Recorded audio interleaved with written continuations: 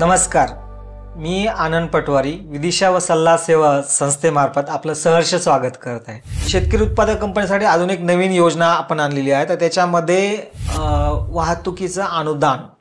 तर शेतकरी उत्पादक कंपन्यांना बऱ्याचशा गोष्टी माहीत नसतात की याच्यामध्ये द्राक्ष, डाळिंब, संत्रा, मोसंबी, कांदा, भाजीपाला या बऱ्याचशा पेरू या गोष्टीसाठी या पिकांसाठी तुम्हाला वाहतुकीचे अनुदान मिळत असते।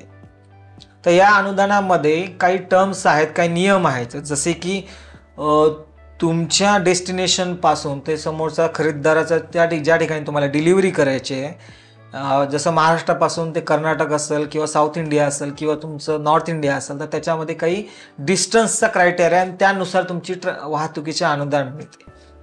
जसे की 350 ते 750 किलोमीटरमध्ये जवळपास 20,000 रुपये पर कंटेनर हे अनुदान मिळतं। 751 ते 1000 किलोमीटरमध्ये तुम्हाला 30,000 रुपये पर कंटेनर हे अनुदान मिळतं।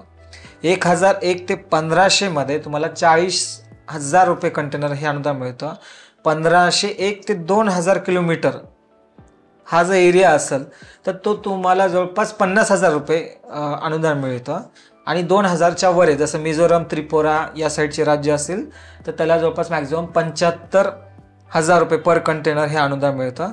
तर जास्तीत जास्त एका कंपनीला एका वर्षासाठी 3 लाखापर्यंत ही अनुदानाची मर्यादा आहे।